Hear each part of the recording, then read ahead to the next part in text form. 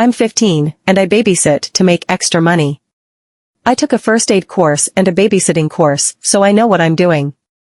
My dad is also really protective, which is both annoying and kind of nice, because I know he has my back. One of his rules is that I'm never alone in a car with an adult he doesn't know, which is fair, I guess. That means whenever I babysit late, he's always the one picking me up. So last weekend, one of my little sister's classmates' parents had a wedding to go to, and they asked if I could babysit. I was fine with it, but I asked them how late they'd be, and if I should bring an overnight bag, just in case. I've had parents tell me they'll be home by midnight and then just not show up, so I like to be prepared. They told me, very clearly, that they would be back by midnight, so I confirmed with my dad. He was fine with it and planned to pick me up at 11:50. Everything was totally normal at first. The kids were great, went to bed on time, and I was just hanging out watching TV. At 11 o'clock, I sent a quick text to the mom to double-check that they were still on schedule, and she replied, yes. Cool. I relaxed, knowing I'd be home soon. Midnight rolls around. They're not there. Okay, fine, maybe they lost track of time. It happens. By 12:30, I start getting annoyed, so I text again. No response. I wait a little longer.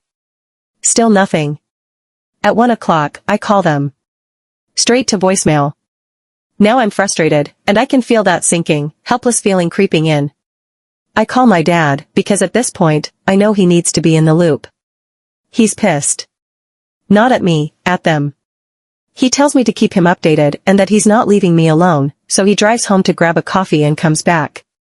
By 1:30, I'm texting every 15 minutes. Nothing. No response. No calls.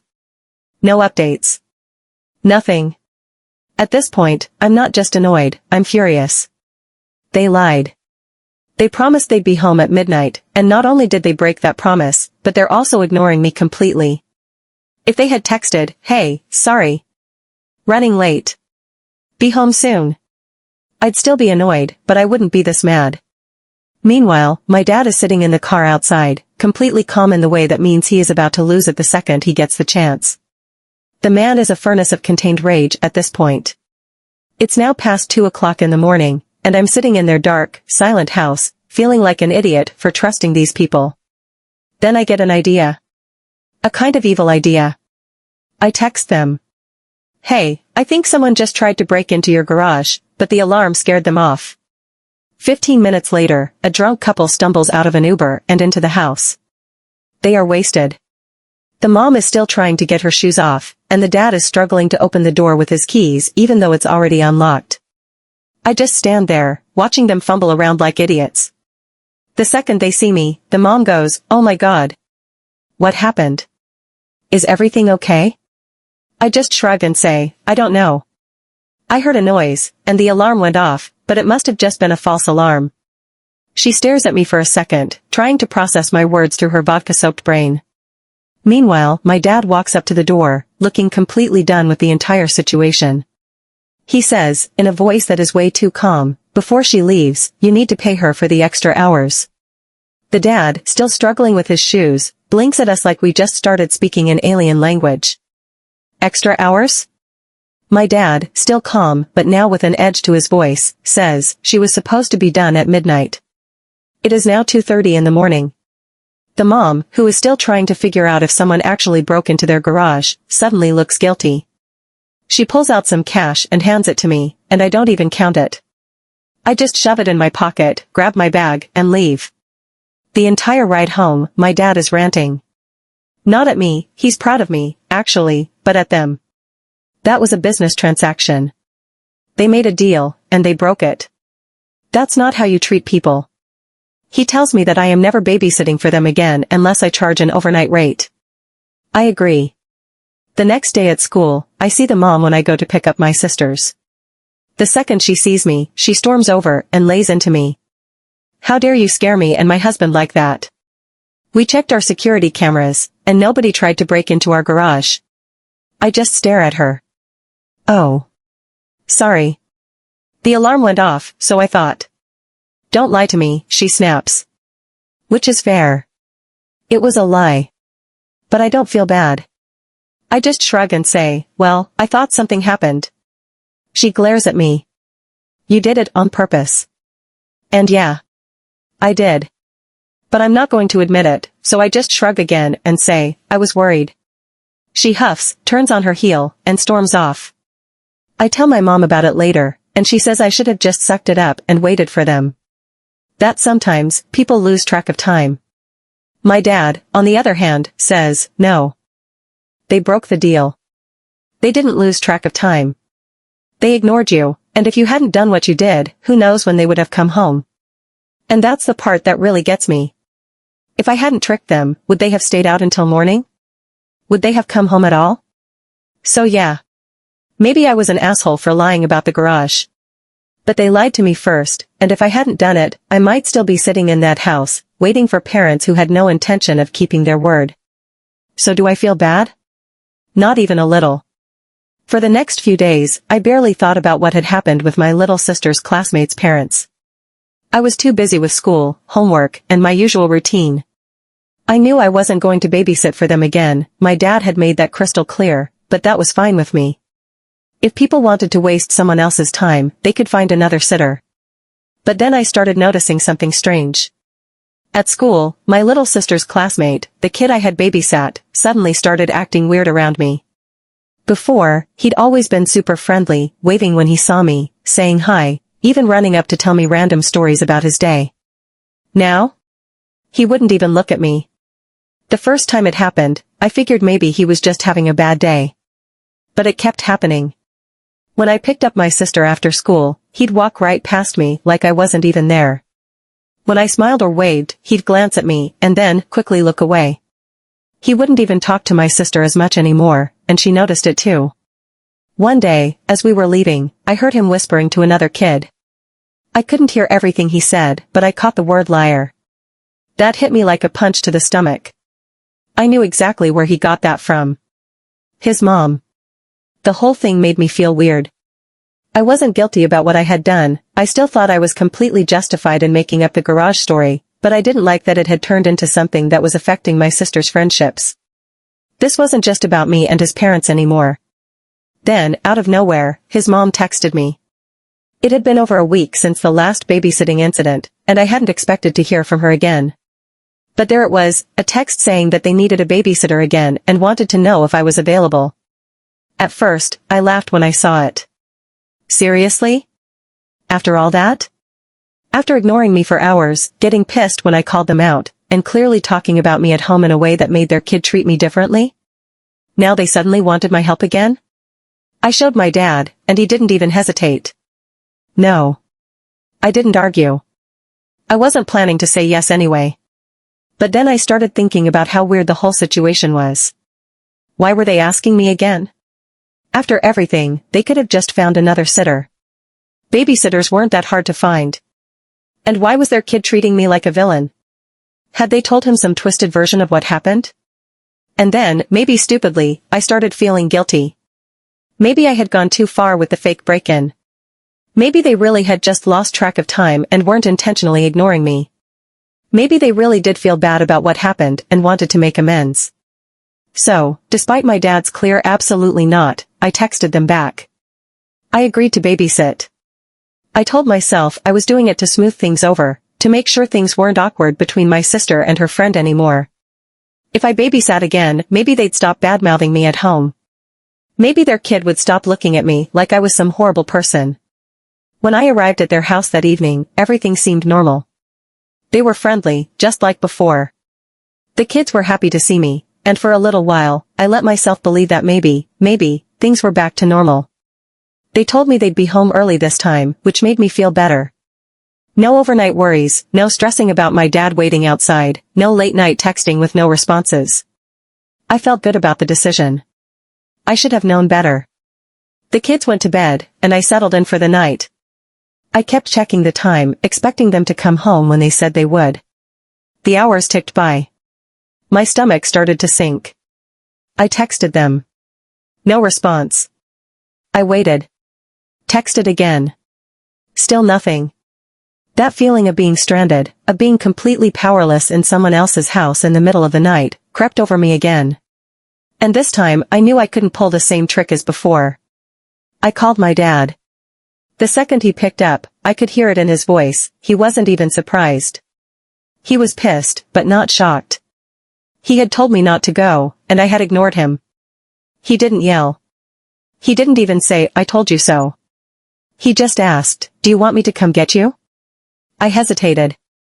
I wasn't sure what to do. I didn't want to leave the kids alone, but I also didn't want to sit there all night again, waiting for parents who clearly didn't respect my time. And then, just like before, I had no choice but to keep waiting.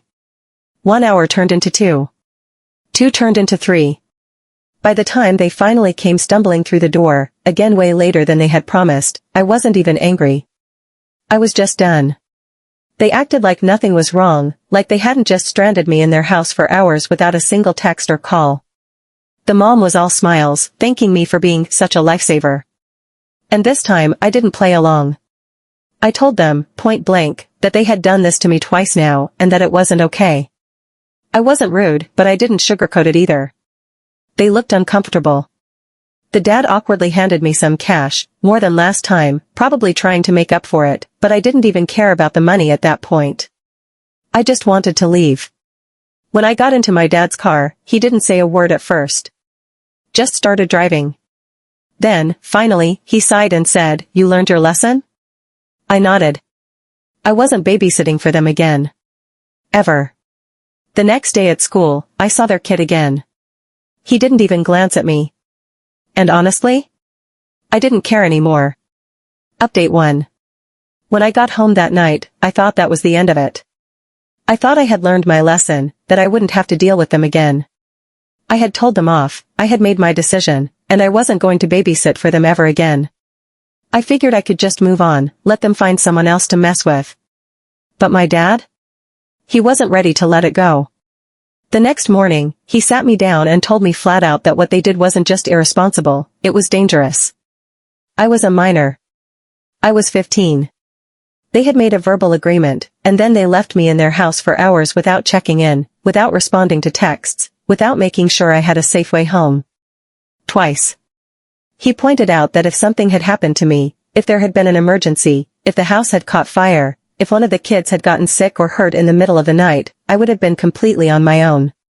And if something had happened, the blame would have been all on them. He was livid. But not in the way he had been the first time, when he had just been frustrated and angry. This time, he was cold. Calculated. He wasn't just mad, he was serious.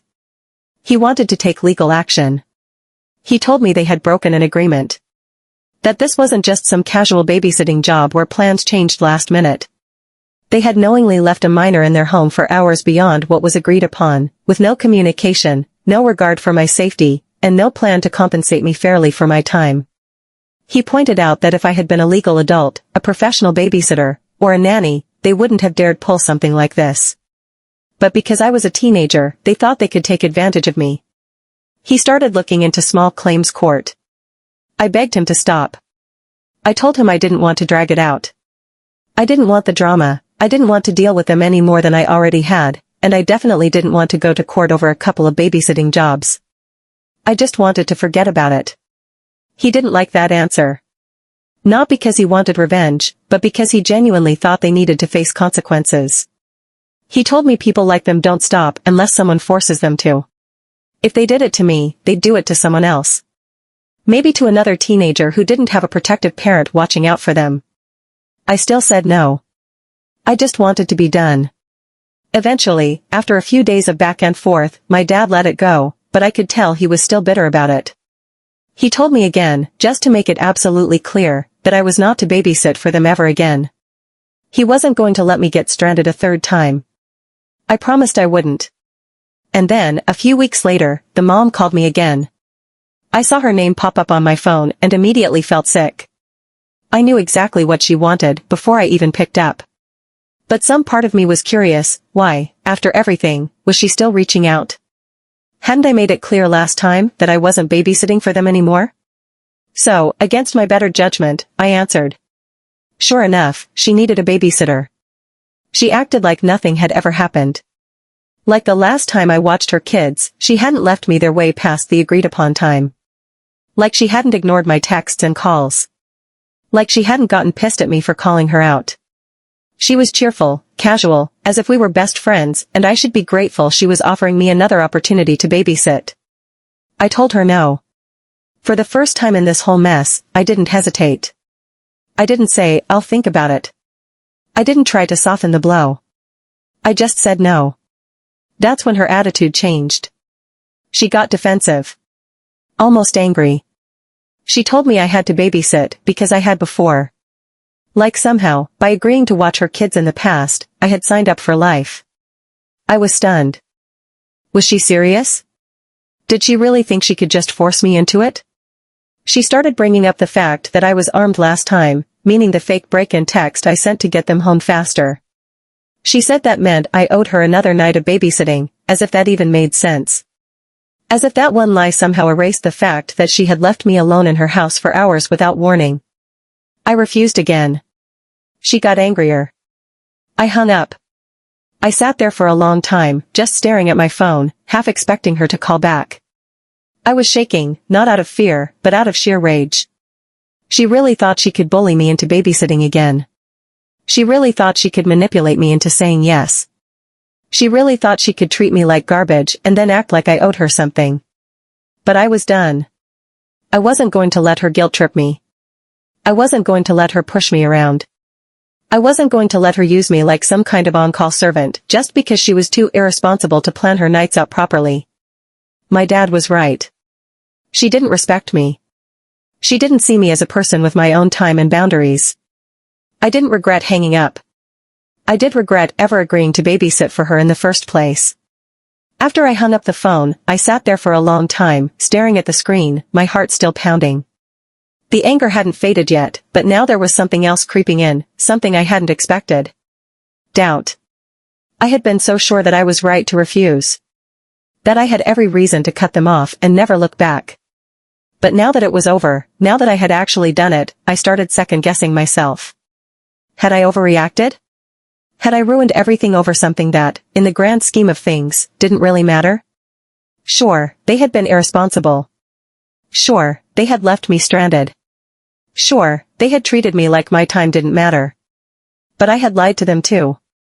Maybe not in the same way, but I had still made up a fake emergency to get them home faster. Maybe that's why they had been so mad afterward. Maybe that's why they had talked about me in front of their kid, why he had started treating me differently. Maybe if I had just sucked it up the first time and waited patiently instead of texting that fake story, none of this would have happened. Maybe if I had just agreed to babysit one more time, things would have gone back to normal. Maybe they would have actually come home on time this time. Maybe they would have paid me extra as an apology. Maybe I could have repaired the relationship instead of burning it to the ground. And then there was my dad. He had supported me through the whole thing, but when I had begged him not to take legal action, I knew he had been disappointed. He wanted them to face consequences. He had wanted me to stand up for myself in a way that left a lasting impact, something more than just refusing to babysit again. But instead, I had let it go. I had convinced him to let it go. And now, after all of that, after fighting so hard to just move on, I had still ended up in a confrontation with them anyway. Had I disappointed him? Had I wasted all that time trying to smooth things over when I should have just let him go after them in court? I hated feeling this way. I hated wondering if I was in the wrong when I had felt so right about it just moments ago. I kept running the whole thing through my head, replaying every moment, every decision. If I had handled it differently, would the outcome have been better? Would I still have a good reputation as a babysitter, or had I just made myself look like a difficult, unreliable person who quits at the first sign of trouble? And then there was the biggest question of all. Was I the asshole? I didn't think I was. But then again, does anyone ever think they're the asshole? I started wondering if other people had been in situations like this. Had anyone else ever dealt with parents like this? Had any other babysitters been stuck in houses late at night, waiting for parents who never showed up when they said they would? I started searching online, looking up stories from other babysitters, reading about their experiences. And I realized something. I wasn't alone. There were so many stories from people who had been through the same thing, left alone for hours past the agreed-upon time, ghosted when they tried to ask where the parents were, expected to just deal with it because they were young and needed the money. Some of them had even been told that they weren't allowed to leave, as if they were employees stuck in a shift they couldn't clock out of. It was a pattern. A thing that happened all the time. And suddenly, I wasn't wondering if I was the asshole anymore. I was wondering how many other babysitters had been through this and just put up with it because they felt like they had no choice. How many other kids had sat on someone else's couch at 2 a.m., staring at their phone, waiting for a text that wasn't coming? How many of them had been scared to speak up because they didn't want to ruin a relationship or lose a job? How many of them had convinced themselves that maybe this was normal? I had spent so much time feeling guilty, wondering if I had ruined everything, if I had burned a bridge I should have kept standing. But now I was starting to think that maybe that bridge needed to burn. Maybe people like that needed to be called out. Maybe I should have let my dad go after them legally. Maybe I had let them off too easy. Because at the end of the day, it wasn't just about them being late. It wasn't just about a couple of missed texts or a delayed ride home. It was about respect. They hadn't respected me. They hadn't respected my time. They had treated me like I was a convenience, something to use when it suited them, then ignore when it didn't. And when I finally stood up for myself, they demanded that I keep taking care of their kids. Like I owed them. Like I was a service, not a person. I wasn't the asshole. I was just someone who finally said no to people who thought they were entitled to my time. And if that made me the bad guy in their story? Fine. I'd rather be the bad guy than be someone who gets walked all over.